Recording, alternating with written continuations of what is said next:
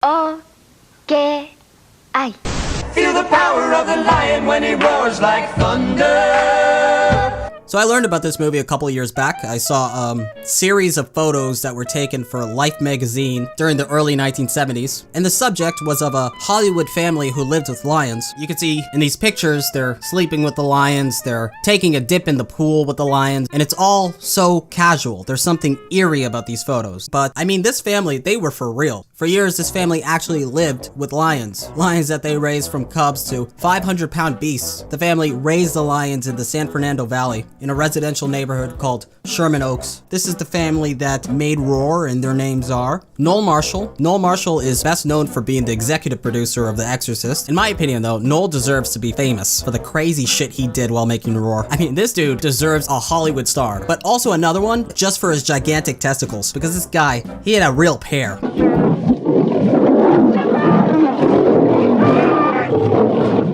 Tippi Hedren, she starred in Alfred Hitchcock's The Birds, and she's also Dakota Johnson's grandmother, you know, the one from the 50 Shades of Grey movies. Melanie Griffith, John Marshall, and finally, Jerry Marshall. So the film's plot is actually simple. A zoologist, played by Noel Marshall, lives with lions and tigers. These big cats are free to roam around his house, and he even bathes with them. Remember, this isn't CGI, and this is Noel Marshall. He's relaxing in a tub, and he's surrounded by lions, and that's Noel. That's just classic Noel for you. So the movie's plot starts rolling once he leaves the house and his family comes for a surprise visit. Unbeknownst to them, the house is full of man-eating cats and they're hungry. So basically for the rest of the movie, the lions and tigers chase the zoologist's wife and children around the house as they scream and run and hide. It's sort of like Jurassic Park, but the whole time you're watching it, you know that the actors are in mortal danger, which makes for an intense viewing experience in my opinion. Let me give you a taste of the insanity that took place during the production of Roar. Now, what's interesting about Roar is it utilized 150 untrained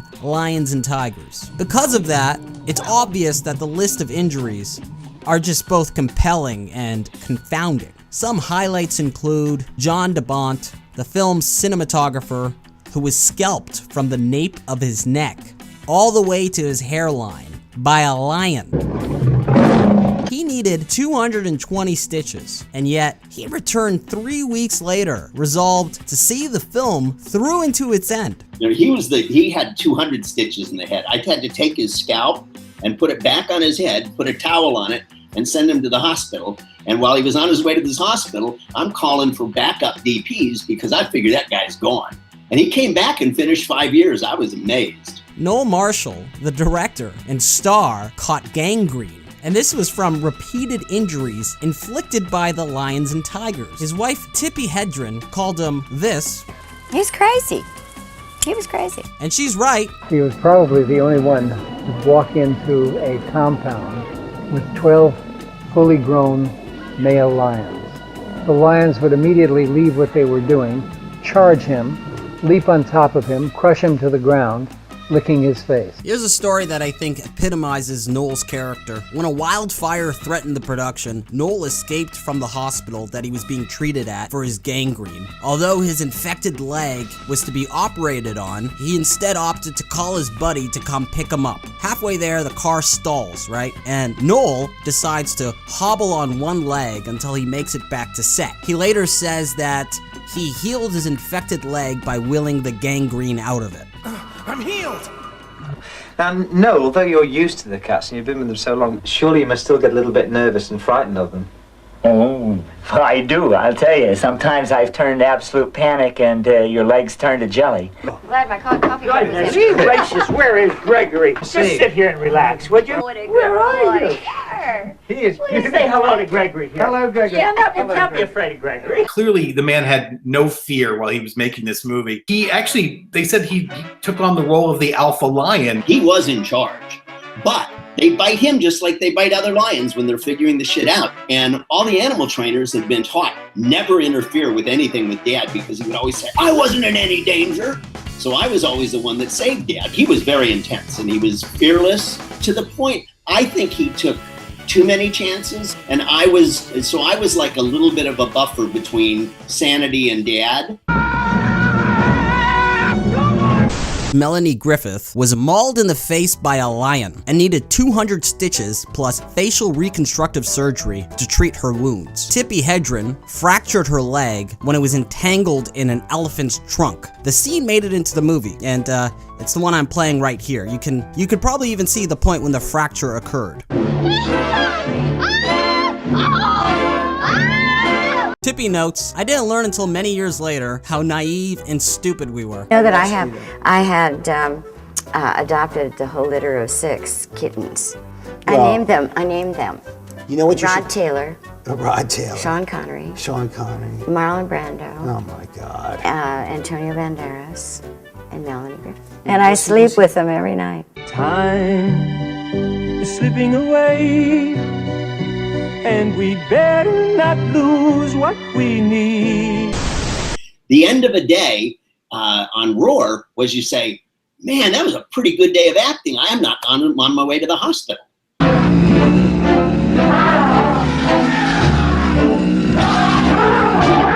I am still, and everyone is still amazed to this day that nobody died. So how come that movie's so intense when you're really watching it and you're seeing all these lions and tigers fighting and you're seeing these people in the middle of all of this? None of it is staged. I mean, this really, really happened. Most of the major acting parts went to Noel and his family, but there was one other principal actor in Roar, and his name was Chalo Mativo. In her memoir, Tippi describes him as an authentic African from Kenya. Tippi remembers Mativo being terrified throughout the shoot of Roar. She states that although he bravely embraced his role while the cameras were rolling, he would instantly vanish from the set the moment his scenes were over. Here's Mativo talking about his experiences on set. Where I come from, I'm an African. We don't come close to animals. We don't cuddle them, to kiss them, to go to bed with them, and we don't do that. Say hello to Henry the Jaguar, would you? Not today. That's all. We don't come close to animals. We don't cuddle them, to kiss them, to go to bed with them, and we don't do that. You hold the tigers back, would you, so they don't tackle me? What? Just use this. Use this. Go like that.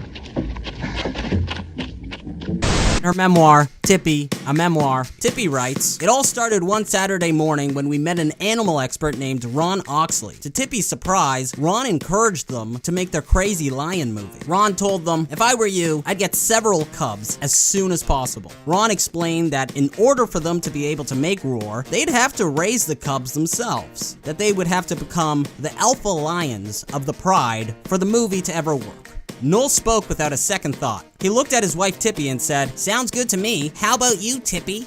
You won't, mate. Now these cubs, they were free to roam around the house and backyard. Tippi and Melanie would often sleep with the lions in their bed. The family, well, they soon learned that treating lion cubs like house cats would eventually cause them some issues, some problems. We learned that you shouldn't live with lions. Here's Tippi from her memoir. We managed to ignore that these cubs would soon grow to weigh up to 500 pounds. So these 500-pound lions, you know what they got up to? you know what they did? Well, they soon took to taking tours of the neighborhood. He was real cute when he was little. Then look what he turned into. That thing will eat you. Soon, the neighbors complained, and an animal control officer visited them to tell them that it's illegal to keep lions unless they're in a licensed zoo. He stated, you have 24 hours to get them off of this property. After the animal control officer paid them a visit, they relocated the cats to a compound for exotic animals. However, they were paying a lot to do this. The amount that they were actually paying to keep the lions there was enough to pay for the compound's mortgage. So, Noel decided to sell their San Fernando Valley home to buy the compound and to move himself and his family into trailers that he had parked outside of his newly acquired land. Now this compound is actually where they shot the entirety of Roar, and it's also a compound that Tippi still owns to this very day. So Noel started collecting more animals for the compound. At first they planned to shoot the film with only 50 lions, but they kept collecting more and more animals. And I came back, it was about a 3-month trip, and I came back and we had tiger cubs. And they go, yeah, we've changed the story a little bit and wrote him into it. they're really cute. And I go, yeah, they really are. And then once you got tigers, then it's not too big a leap of faith to say, well, we might as well have cougars and mountain lions. They finished the film with 26 tigers, 10 cougars, 9 black panthers, 4 leopards, 2 jaguars, 1 tigon. Hey, it has stripes. It must be another tigon or a liger. The mother's a lioness, the father must be a tiger. Yes, this is a cross between a male tiger and a female lion. Side note, this is different from a liger, which is what happens when the genders are switched. Got it? Good. Moving on. 2 elephants, a giraffe, 6 black swans, 4 Canadian geese, 67 flamingos, 4 cranes, 2 peacocks, and a marabou stork. Basically, they used enough animals to open up a zoo. Did at some point it feel insane to make a movie this way? Oh, not at some point, very often. I mean, like... Noel tries to find financiers for the film, but no one in Hollywood wants anything to do with it. Then they have a stroke of luck. They get a phone call from Exorcist writer William Peter Blatty. He had just finished his manuscript for The Exorcist, and he wanted to know if Tippy would read it. And she did. She loved it. She quickly handed it over to Noel and told him to read it as well. Within days, it was official. Noel would be representing William Peter Blatty. Included in the agreement was a clause stating that if and when The Exorcist became a movie, Noel would be the executive producer and would be guaranteed 15% of the profits. Noel was betting on the success of The Exorcist and was counting on it to make him enough to finance Roar, and his bet was right. The Exorcist became an overwhelming success. But here's the catch. Noel didn't earn a single dime from it. Tippy explains. It still astonishes me all these decades later. Noel, for all of his impulsiveness and slickness, was not a stupid man, so I'll never understand how he let this happen. He presented the contract to William Blatty, who orally agreed, but never signed it. Tippy goes on. We were broke. We desperately needed the money. Not only for Roar, but also for the weekly expenses of our growing population of animals. Regardless, they kept trying to fund the film. We kept calling and meeting and serving lunches. In the end, we had no business taking in any more animals, but we did anyway. They ended up getting a cheetah, cause fuck yeah, it's a cheetah. Eventually they found British and Japanese investors for the film. Tippy states, the British entertainment company EMI had committed to investing $500,000 in Roar, and a Tokyo producer named Banjiro Yumura was also putting up another $500,000. But this was not enough for the $17 million budget. It took years to raise enough to complete the film. After securing the money from the investors, they were ready to start pre-production. They spent a month gathering a crew, renting lights, cameras, and sound equipment. Quote, I loved every minute of pre-production. It was stimulating and involving. Noel had done a superb job of transforming the desert property into acres of what looked like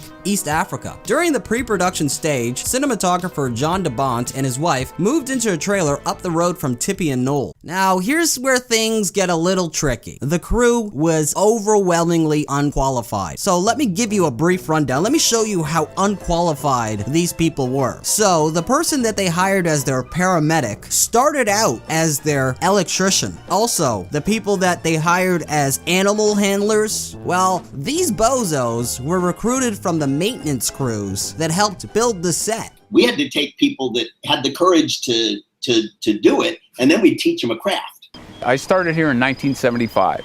I started here as a welder, and as time went on, there was 2 elephants here, African elephants.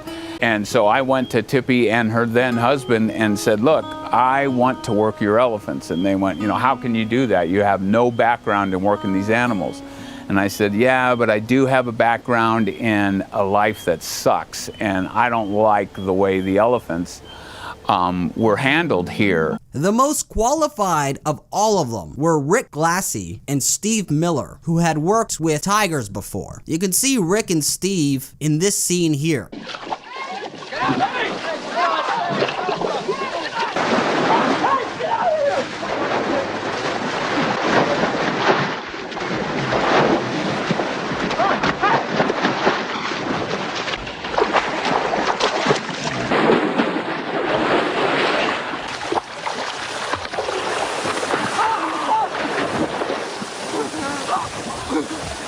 The first day of filming arrived 1 month after they found investors to finance the film. Noel started the production by shooting some staged lion fights. During this, Tippy recalls thinking, "For years, we had been told by so many lion experts that we were out of our minds. We had no idea how the lions and tigers would behave around the excitement of so much equipment and so many unfamiliar people around them. Who exactly did we think we were to risk all of these lives? The crew's lives, the animals' lives, and our children's lives. So many risks for what amounted to nothing more than a very, very expensive home movie. What were we thinking?" During week 1 of filming, Casey, a lion, bit Noel's hand, puncturing his palm. Tippy writes, "It wasn't a rage bite, it was pure confusion. Casey was just reacting to all of the unfamiliar activity going on around him. It was our fault, not his. Noel's wound became infected, and he experienced such intense pain that it was impossible for him to continue with the film. Therefore, they had to shut down the production until he healed." Wow. Oh, come on, you hurt my hand. Oh. See, your hand hurt. Wow. Oh. Wow. Come on. Come on, baby. That thing will eat you and not feel bad one bit.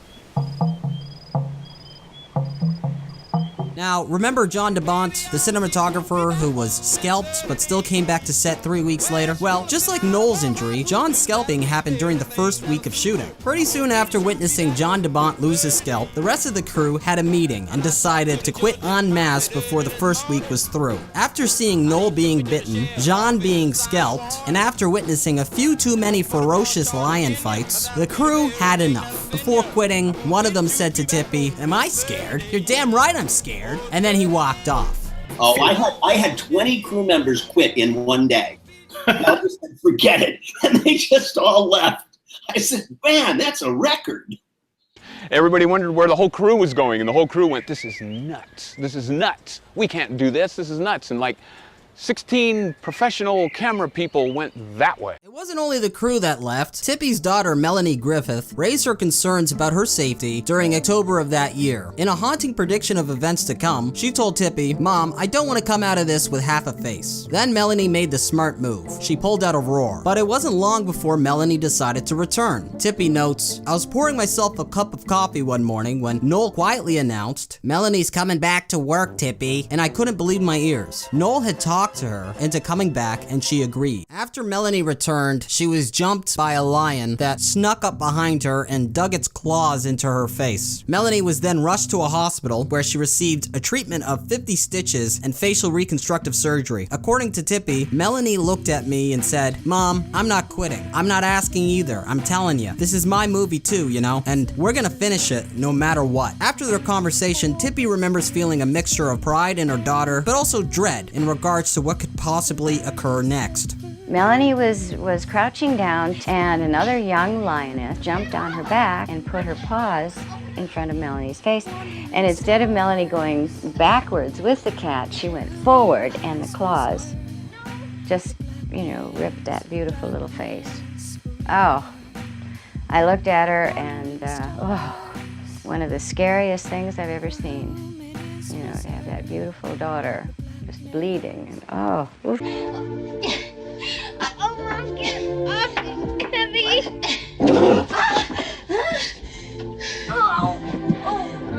No.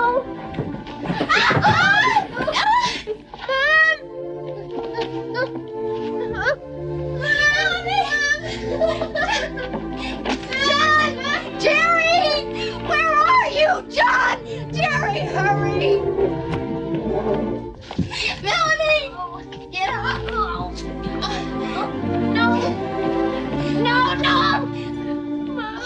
Melanie didn't want to do the movie. I want to go home. To see your kids do it. That's why I say I wouldn't do this to my children. There's not enough money in the world to risk the lives of my kids and put them in jeopardy like this. Tippy recalls asking Melanie if she was sure about coming back. According to Tippy, Melanie responded with an emphatic yes. Melanie was absolute in her decision to return. Was there any temptation, especially with the family members, any temptation to back out of this at any point? Or Do marshals always finish what they start? Well, you couldn't back out because there was too much at stake. Here's a statement from Tippy. We were well aware that we'd be facing a lot of criticism for putting our children in danger, and we assured them that if they wanted out, we'd completely understand. We made them well aware of the risks. All three of them came to the same conclusion. They knew the risks, they knew the cats, and how to interact with them as safely as anyone could, and they loved the cats. I don't know. I love animals, but I'm also very allergic to them. Would that include the big cats? Were you allergic to them or no? Tippy, Melanie, and I, every day we had to start out taking a contact because otherwise we'd be sneezing throughout the whole day. Yes, we were allergic to all of them. Now they had more problems than just being allergic to the cats. Mishaps seemed to plague the set. In one case, we had a 6-foot wall of water come down and just destroy the ranch. 15 lions and tigers got loose. The sheriff shot 3 of them, and it was devastating. The Japanese investors who put up $500,000 eventually pulled out of the project after visiting set and meeting Noel. And from what I gather, they realized that Noel was a bit nuts. Noel comes running out of the set completely naked with blood pouring down his body from these 2 puncture wounds from a bite, screaming at this lion which is running in front of him. Just as this group of like 10 Japanese businessmen are walking up, and here's their producer, director, star, completely naked, blood all over his body. EMI, the company that invested $1 million into the project, dropped out after watching the footage that Noel had shot for Roar. Noel and Tippy's relationships with investors tended to be brief, and according to Tippy, the investors were likely to tell them, "You're too much trouble." Eventually, Noel managed to raise a substantial amount of the film's budget himself. He started a company that produced commercials, a company he called the Film Consortium, and it made him rich. Back then, the commercial production business was booming, and Noel decided it was time to cash in.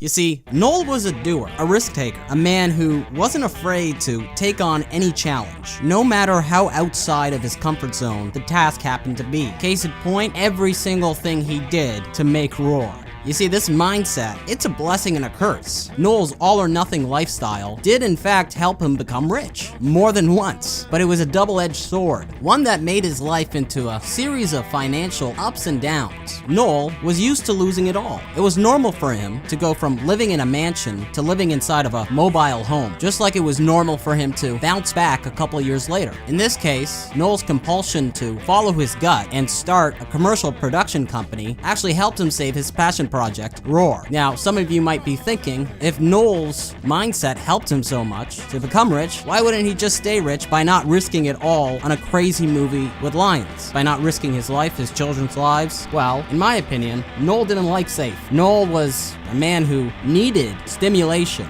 And I think Noel got his kicks from danger, from putting it all on the line. I think this is what made Noel feel alive. I think it's the same mindset that makes someone climb a mountain with no ropes. People say, "Are you fucking nuts?" to the person doing that, right? But the person doing that is like, "If I'm not doing this, I don't feel alive." And I think Noel is similar to that case in a lot of ways. That irrationality was necessary for him to feel truly alive. Soon, they were hit with 9 wildfires and had to evacuate. By then, they had finished 90% of Roar, but Roar had to be delayed for 1 more month. The damages were just too much, and they needed money to fix all of them. Now, I think we've learned that Noel's unluckiness is often followed by sheer luck. So, in typical Noel fashion, he won a lawsuit against the Exorcist writer William Peter Blatty. With the profits, they were able to finish filming Roar. So, the production story ends on Tuesday, October 16th, 1979. On this day, Tippy wrote in her journal, "Finished filming Roar." By 1980, they started screening Roar for studios such as Paramount and Warner's. The studios liked it, but thought it would be hard to sell. Tippy writes that the executives were looking for something sexier, something more violent. They said that Roar wasn't what they hoped it would be. One of them called it an animal show, but they offered Tippy and Noel a deal. They distribute the film, but only if they were able to keep most of the movie's profits. Tippy and Noel declined their offer, and 1 year later, they scored scored worldwide distribution, but none in the United States. The movie was shown in England, Japan, Germany, Italy, Australia, and a handful of other countries. It cost them $17 million, but the film only grossed $2 million. And by then, the movie's flaws became obvious to Tippy. She writes, "We'd captured wild animals on film in an unprecedented way, but the story wasn't there. Our characters seemed nothing more than an excuse to show off our animals, and it just plain wasn't enough. We'd gambled everything, risked our lives. For 11 long, painful, joyful, incomprehensible years. We were deeply in debt to several investors, our financial stake was staggering, and the damage to our pride was crushing." Her marriage to Noel had collapsed by then. Tippy writes, "The goal of seeing Roar through to completion had kept us together. Now that the goal had been accomplished, there was nothing between us but bitter arguments and silence." Noel and Tippy divorced on the same day as Tippy's birthday. This was on January 19th, 1982. Noel moved into a cottage in Beverly Hills and continued with his television commercial business. Noel Marshall died of brain cancer on June 30th, 2010. Finishing Roar took them 10 years, $17 million, 71 injuries, 2 cases of gangrene, 1 scalping, 1 mauling, 1 facial reconstructive surgery, a devastating flood, multiple fires, and a virus that took out a chunk of the feline population. And it also destroyed Tippy and Noel's marriage. We were talking about the crazy things we did. He said, he taught me to be an assistant cameraman and to pull focus. Well, that was because I could pull focus with one hand, and I was really good at guessing distances. But I had a stick in my other hand. I could make sure we didn't get bitten because there were never enough people to protect the camera crews. Alan was saying, he says, "John, you know, we had PTSD. It was just that wasn't diagnosed at that time." And really it was. There's a key grip that for 10 years, and I know this for a fact because I did bump into him 10 years later and I tried it. If you walked up behind him and tapped him on the shoulder, he'd go like this. I mean, that was because that was the reaction. If your lions bite you, you got to smack them. So this was really traumatic for that guy. He shouldn't have been on the film for that long.